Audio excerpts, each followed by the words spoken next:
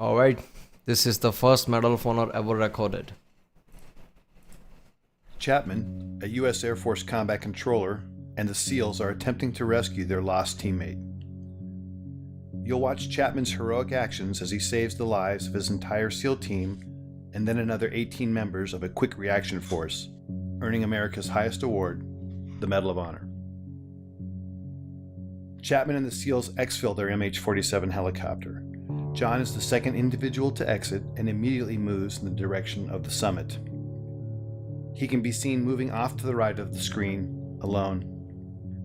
The team is taking heavy fire from every direction, as indicated by the arrows, as Chapman begins engaging targets.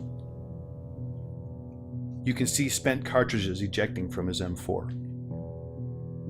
Chapman then begins closing with the enemy, forcing his way upslope in knee and thigh-deep snow. What are the SEALs doing then?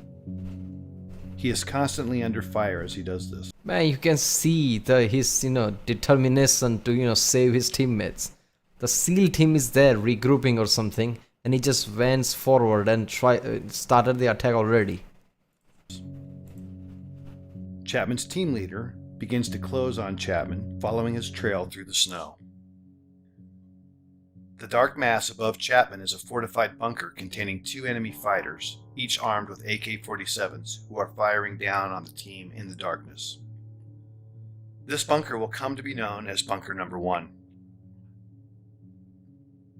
To the left of the tree and Bunker 1 is another gray mass. This is a rock outcropping that came to be called the Boulder. Between Bunker 1 and this boulder can be seen the body of slain SEAL Neil Roberts, the man Chapman and the others are attempting to recover.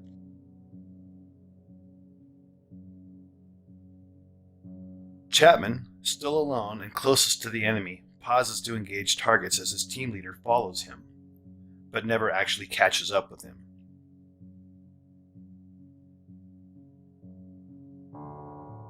Chapman, on his own, now makes the decision to charge directly into the enemy bunker, despite withering point-blank fire.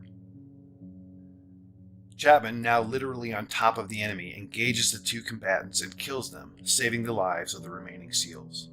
He does this from a distance of no more than 10 feet. These actions by themselves earned him his first Medal of Honor. He then climbs into and takes control of the bunker.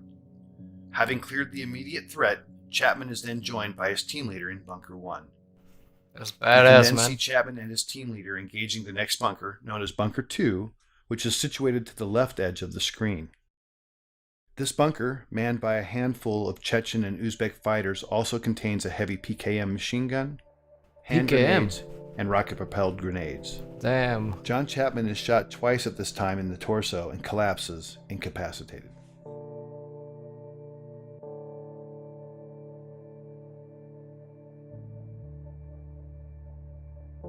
You are now looking at a new angle, and at the left of the screen can be seen the two-man fire team and team leader on top of the boulder.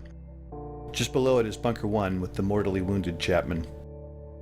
One SEAL can be seen firing his modified M60 machine gun from the hip into Bunker 2 on the right side of the screen until he is struck by grenade shrapnel and tumbles 10 feet off the top of the boulder, collapsing at the feet of his team leader, thus setting off a chain of events that would lead to the SEALs abandoning Chapman on the summit. Oh, damn, that's just heavy. The wounded SEAL and the team leader can be seen conferring about his injuries.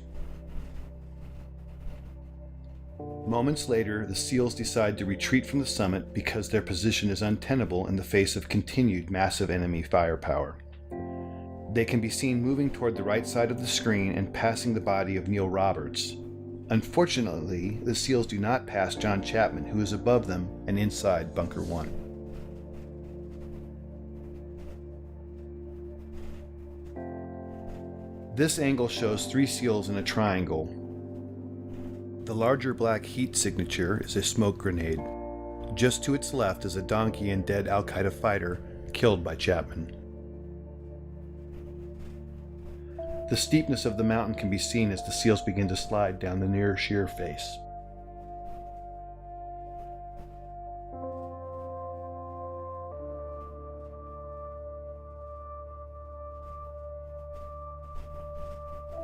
The team leader, desperate for relief and now with 2 wounded teammates, asks for uncontrolled airstrikes from an orbiting Air Force AC-130 gunship. The impacts you see are from 105mm howitzer rounds being fired onto the ridgetop in order to save the remaining SEALs. Because neither the SEALs nor gunship know Chapman is alive, he is experiencing these detonations from his position. At approximately 5:20 in the morning, Chapman recovers and begins to engage the enemy. Bunker 1 is on the right side center of the screen. What do you mean he recovers? How do you recover from a gunshot like that? Damn. And Bunker 2 to the left near the screen center. It will never be known what caused his incapacitation and recovery. Of the 2 rounds that originally wounded him, at least one was mortal, and at this time he is experiencing severe blood loss and shock. Despite that, he begins his one-man stand against 24 enemy combatants.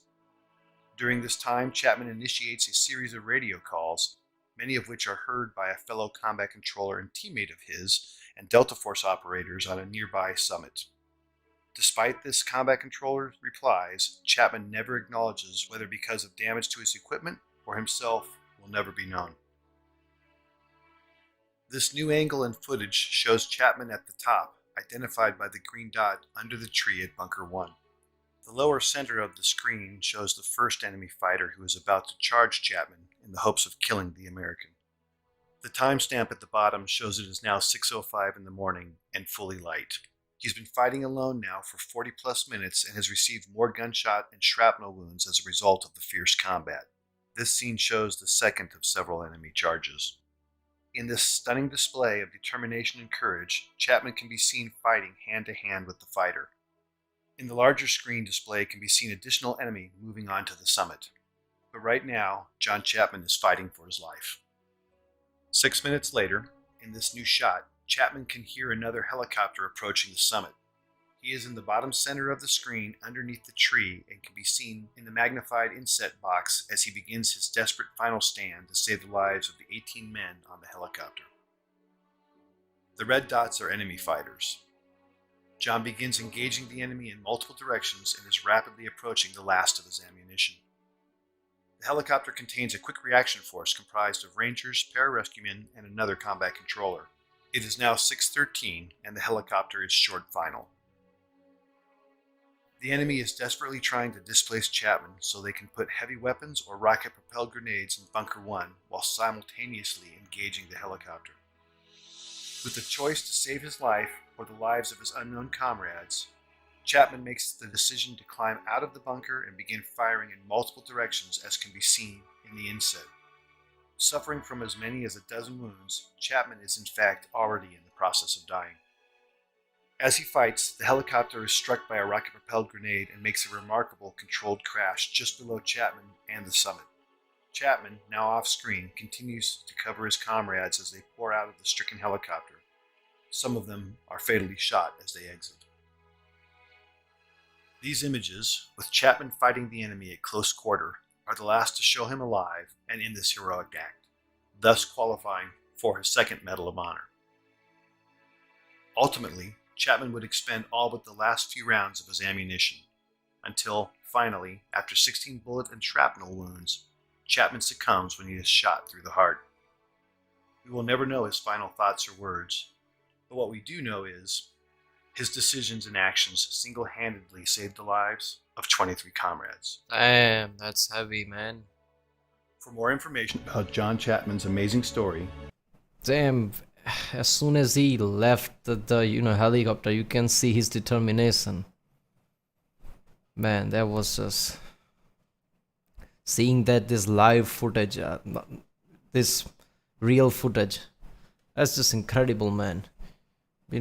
Putting his life at stake for the other like that, going ahead shooting. How many bullet wounds did he got, man?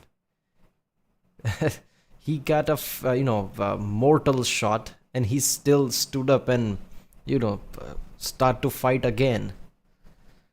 He went to the hand-to-hand combat. In the end, with every last bullet of his, he tried to save those 18 people and did save them, and then he died. Man, that's just ridiculous.